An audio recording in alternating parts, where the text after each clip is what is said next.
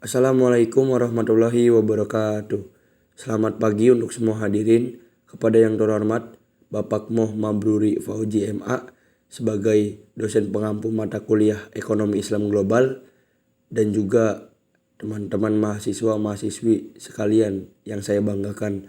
Semoga pagi ini semua diberikan kesehatan agar presentasi ini dapat berjalan lancar sampai selesai nanti. Amin ya robbal alamin.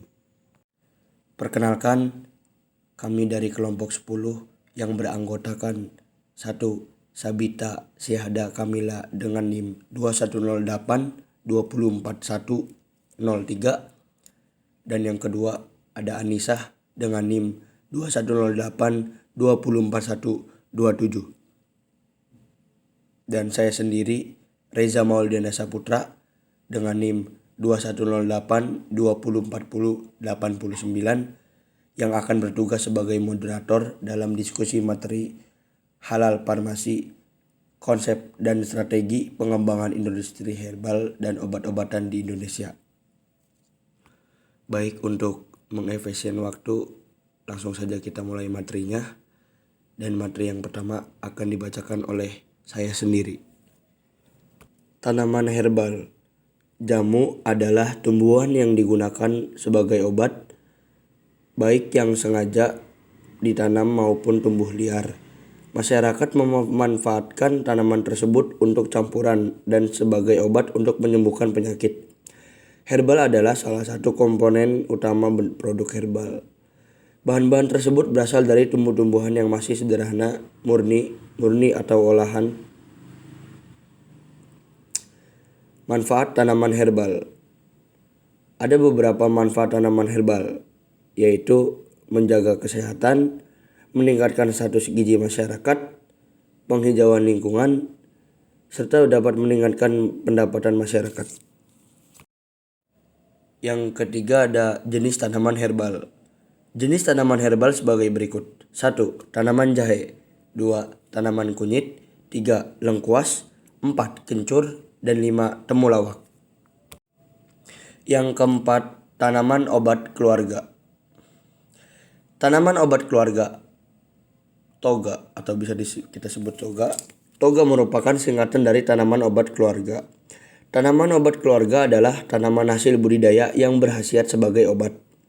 Tanaman obat keluarga pada hakikatnya adalah sebidang tanah baik di halaman rumah, kebun, ataupun ladang yang digunakan untuk membudidayakan tanaman yang berkhasiat sebagai obat dalam rangka memenuhi keperluan keluarga akan obat-obatan, dan selanjutnya dapat disalurkan kepada masyarakat. Baik, sekian materi yang saya bacakan. Materi yang selanjutnya akan dibacakan oleh Sabita Syahda Kamila. Kepadanya saya persilahkan. Manfaat tanaman obat keluarga atau toga adalah untuk memenuhi keperluan alam bagi kehidupan, termasuk keperluan untuk mengatasi masalah-masalah kesehatan secara alami tanpa obat-obatan kimia. Kenyataan menunjukkan bahwa obat yang berasal dari sumber bahan alami, khususnya tanaman, telah memperlihatkan peranannya dalam penyelenggaraan upaya-upaya kesehatan masyarakat. Pemanfaatan toga yang digunakan untuk pengobatan gangguan kesehatan keluarga menurut gejala umum adalah febris, batuk, sakit perut, gatal-gatal, dan lain sebagainya. Materi selanjutnya yaitu perkembangan industri farmasi berbasis bahan alami di Indonesia. Peluang pengembangan industri farmasi dengan bahan obat tradisional sangat besar di Indonesia. Salah satu penyebabnya adalah perubahan gaya hidup masyarakat, dimulainya konsumsi obat-obatan berbahan baku alami, dan berkurangnya konsumsi obat-obatan kimia dalam artian kembali ke alam. Oleh karena itu, permintaan bahan alam semakin meningkat untuk memenuhi permintaan pasar dan industri farmasi. Selanjutnya mengenai strategi pengembangan jamu kemasan di Indonesia. Jamu merupakan warisan budaya bangsa yang sudah digunakan secara turun-menurun. Dengan seiringnya perkembangan zaman yang telah mengangkat kembali slogan Back to Nature, jamu kembali mendapatkan perhatian bagi pemerhati kesehatan di Indonesia. begitu banyak potensi untuk dikembangkan dari pengobatan tradisional Indonesia. Kementerian Kesehatan RI mendukung potensi tersebut dengan menerbitkan daftar FOHAI atau Formularium Obat Herbal Asli Indonesia.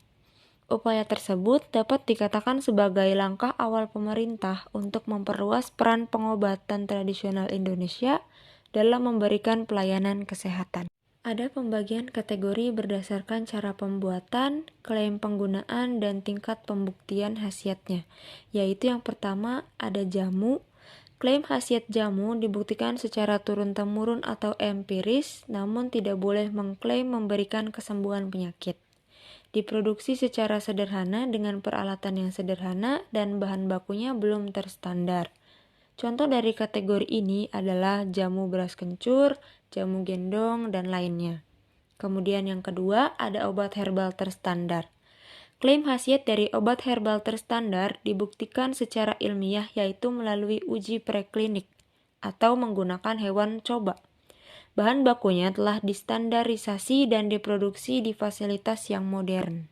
Yang terakhir ada fitofarmaka. Klaim khasiat dari fitofarmaka dibuktikan secara ilmiah, yaitu melalui uji preklinik dan uji klinik, atau diuji coba ke manusia atau sukarelawan. Menggunakan bahan baku yang sudah terstandar dan dibuat dengan menggunakan fasilitas produksi yang memenuhi standar cara pembuatan obat tradisional yang baik atau CPOTB.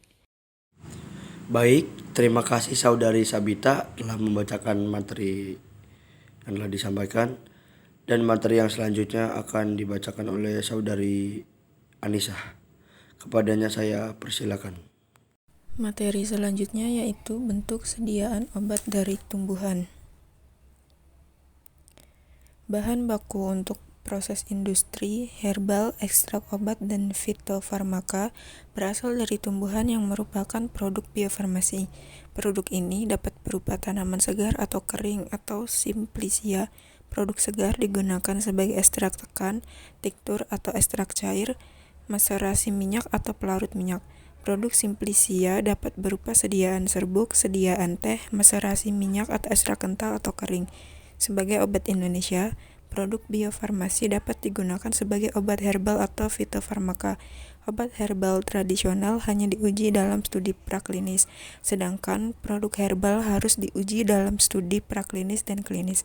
Berdasarkan Keputusan Menteri Kesehatan tentang Pedoman Obat Herbal Nomor 761/Menkes/SK/9/1992 dan Keputusan Menteri Kesehatan Republik Indonesia Nomor 760/Menkes/9/1992. Di Indonesia, penggunaan tanaman obat alami telah ada sejak zaman nenek moyang hingga kini dan terus dilestarikan sebagai warisan budaya. Kecenderungan kuat untuk menggunakan pengobatan dengan bahan alami tidak hanya berlaku di Indonesia, tetapi juga berlaku di banyak daerah atau negara, karena diyakini mempunyai efek samping yang lebih kecil dibandingkan obat-obat kimia modern. Selanjutnya yaitu potensi tumbuhan obat Indonesia.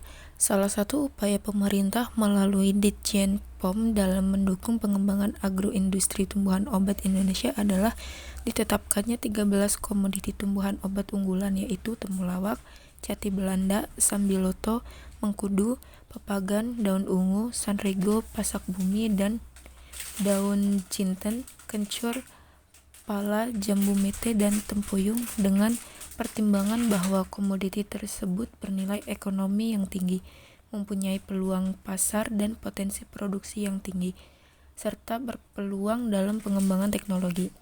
Peluang pengembangan obat tradisional Indonesia masih terbuka lebar karena permintaan pasar yang terus meningkat seiring dengan laju pertambahan penduduk Indonesia yang tinggi, dan menyadari mahalnya harga obat sintetik belakangan ini.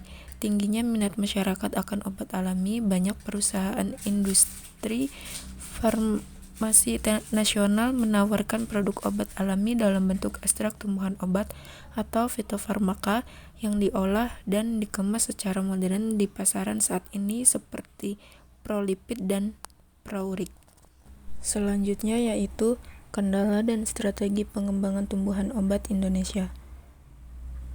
Terdapat beberapa permasalahan dalam pengembangan bahan baku jamu dan pembuatan jamu, antara lain banyak bahan baku jamu tradisional yang tidak memenuhi standar karena penanganan pasca panen yang tidak tepat, gagal panen atau pengaruh musim yang merugikan. Masih banyak tumbuhan liar dan tidak dibudidayakan. Hal ini mungkin karena budidaya jamu belum dikelola dengan baik dan profesional dan jauh di bawah tingkat perawatan pasca panen yang baik. Karena tidak adanya kemitraan pemerintah atau industri yang kuat untuk mendukung petani dan pengumpul sumber daya, bahwa tanaman tidak dikelola dengan baik dan benar. Selain itu, karena bahan baku jamu tidak memiliki jaminan pasar dan harga yang dapat merugikan petani, serta tidak optimalnya produksi bahan baku yang berkualitas, maka iklim usaha masih kurang kondusif. Baik, terima kasih untuk Saudari Anissa telah membacakan materinya. Baik, sekian presentasi dari kelompok kami. Bila ada salah kata dari kami atau dari ucapan baik disengaja maupun tidak disengaja, kami mohon maaf sebesar-besarnya. Dan kurangnya kami mohon maaf. Baik, terima kasih ya semuanya. Wassalamualaikum warahmatullahi wabarakatuh.